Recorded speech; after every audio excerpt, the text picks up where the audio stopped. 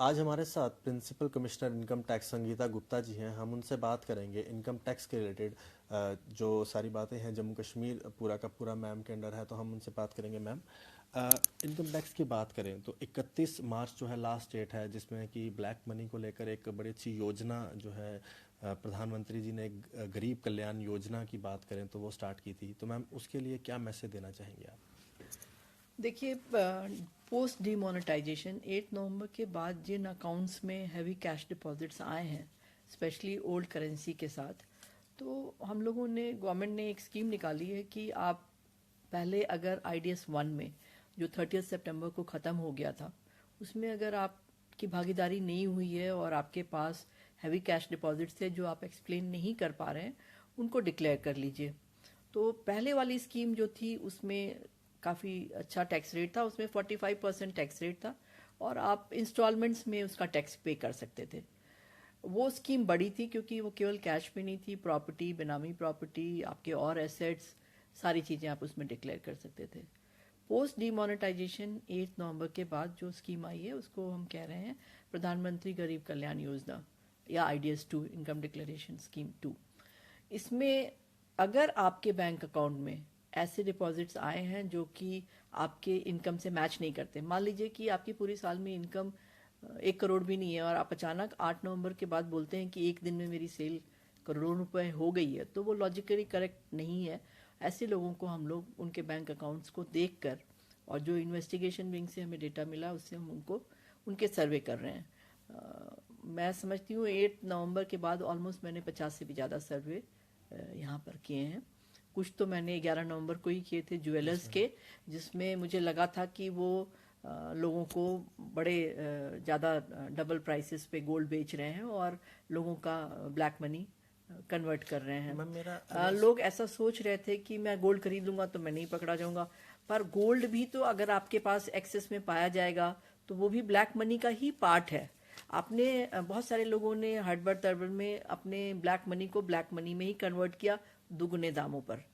तो मान लीजिए कि 30,000 का रेट था गोल्ड का और आपने 60,000 पे गोल्ड लिया है, तो 50% तो आपका वहां भी नुकसान हो ही गया। तो आप क्यों गवर्नमेंट को पैसा नहीं देना चाहते? अगर आप अपने और वहाँ ब्लैक का ब्लैक ही रहा, यहाँ अगर आप टैक्स देते हैं प्रधानमंत्री गरीब कल्याण योजना में, तो 49.9% के रेट पर आपको टैक्स देना पड़ेगा। इस तरह की स्कीम में आपका पैसा ब्लैक से वाइट हो जाएगा और आपका जो कैपिटल है, मान लीजिए आपने 100 रुपये डिक्लेयर किया तो 50 रुपये तो लगभग टैक्स में चला गया। 25 रुपये आपका मनी जो कैपिटल है वो ब्लॉक कर दिया जाएगा, 4 इयर्स तक गवर्नमेंट के पास रहेगा। वो उसी स्कीम में काम किया जाएगा और इंफ्रास्ट्रक्चर डेवलपमेंट में वो चीज़ें जाएंगी। 4 साल के बाद वो पैसा आपका 25% आपको वापस मिल जाएगा विदाउट एनी इंटरेस्ट। तो you will only be losing interest. मेरा ये मानना है कि अब समय आ गया है कि आप अपना समय ब्लैक मनी को ब्लैक मनी में कन्वर्ट करने में बर्बाद ना करें, क्योंकि गवर्नमेंट यहीं रुकने वाली नहीं है। अगर आपके किसी भी प्रेमाइस पे आज की तारीख में सर्च हो जाता है और आपने आईडीएस की बेनिफिट नहीं ली हुई है, तो आपको 107% के रेट पे टैक्स देना पड़ेगा।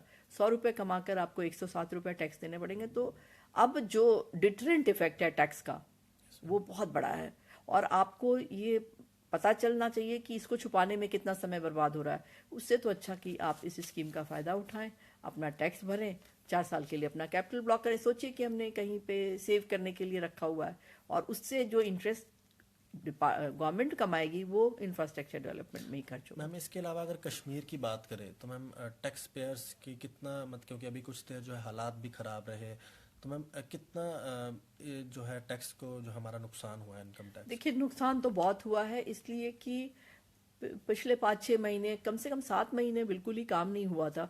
तो काम नहीं होने से बिजनेस, अगर आपकी दुकानें बंद हैं, आपका ट्रेड नहीं हो रहा है, तो कहाँ से आप टैक्स देंगे? तो हमारे एडवांस टैक्स में थोड़ी कमी तो आई है। टैक्स जो हमारे पास आएगा, हमारा जो बजट होता है रेंज 3 हम उसको कहते हैं कश्मीर वैली का, उसका बजट कलेक्शन थोड़ा पुअर होगा।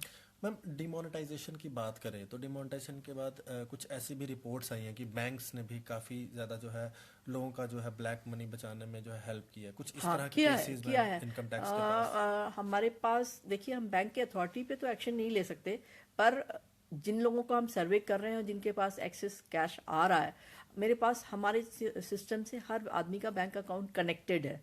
अगर मैं अब किसी का भी पैन डालूं तो उसका बैंक स्टेटमेंट हमारे सामने होता है, और बैंक से भी हमने काफ़ी इन्फॉर्मेशन कलेक्ट की है। अब देखिए इस देश के की तो ये हालत है कि एक चपरासी से लेकर एक बैंक का अधिकारी ही क्यों ना हो, जिसको मौका मिलता है वो सोचता है कि रातों रात हम अमीर बन जाएं। कोई रातों रात अमीर ऐसे नहीं बनता, बिना क्राइम के, बिना गलती के, इलीगल तरीके से किए हुए काम के बिना कोई रातों रात तो कोई पेड़ तो लगा नहीं है ना पैसे का। कारू का खजाना भी यहाँ नहीं है, ना कोई कल्प वृक्ष अब बचा हुआ है कलयुग में कि जिससे आप पैसे तोड़ के एक रात में कमा लेंगे। तो ये चीज़ें हमें बदलनी पड़ेंगी। मेहनत से ही जो पैसा कमाया जाएगा वही, उसी से आपकी बरकत होगी।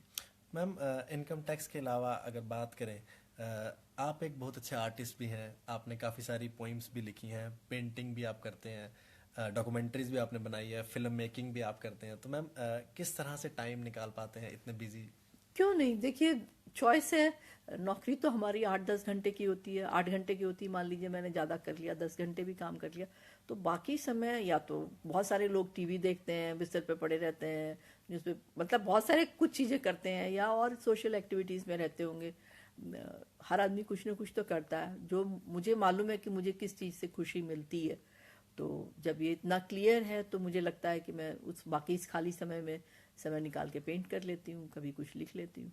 मैम, कुछ ऐसी पेंटिंग जो इनकम टैक्स के रिलेटेड भी हो आपने बनाई? नहीं नहीं, कभी भी नहीं बनाई है। ना इनकम टैक्स के बारे में कोई कविता लिखी है और ना ही कोई पेंटिंग बनाई है, क्योंकि ये ऐसा सब्जेक्ट नहीं है, बहुत टेक्निकल सब्जेक्ट है जहाँ पे हर समय हिसाब किताब ही होता है। तो ये मेरा ब्रेड अर्निंग डिपार्टमेंट है, अपनी रोजी रोटी कमाते हैं इससे और देश की सेवा करते हैं, मगर बाकी समय में अपने पैशन को फॉलो करते हैं। मैम, एक आखिरी सवाल आपसे जाते जाते। मैम, लोग इनकम टैक्स की जब भी बात करें तो लोगों में थोड़ा सा डर आ जाता है। डर आपको भी पता है क्यों आता है? जिनके पास देखिए डरने, मैं तो बहुत फेयरलेस हूँ, मेरे पास छुपाने के लिए कुछ भी नहीं है। पर अगर मैंने घूसखोरी की होती तो शायद मैं भी डरती। तो डरने वाला आदमी तो हमेशा कमज़ोर होता है, उसने कोई ना कोई गलती की होती है। डर पैदा ही इसलिए होता है। तो मैं तो कहती हूँ कि अगर आप हमसे डरते हैं तो ज़रूर आपने कोई गलती की होगी, अदरवाइज डरने का तो कोई कारण नहीं है। I am one of you, और मैं तो अपने हमेशा कहती हूँ कि मैं साथ है। और अगर कहीं ना कहीं आपको लगता है कि उसमें काला धन है, तो 31 मार्च एक आखिरी तारीख है जिसमें प्रधानमंत्री गरीब जो एक योजना स्टार्ट की हुई है, उसके अंदर आप उसको, अपनी ब्लैक मनी को वाइट कर सकते हैं। Ashish Kohli, you for you voice के लिए।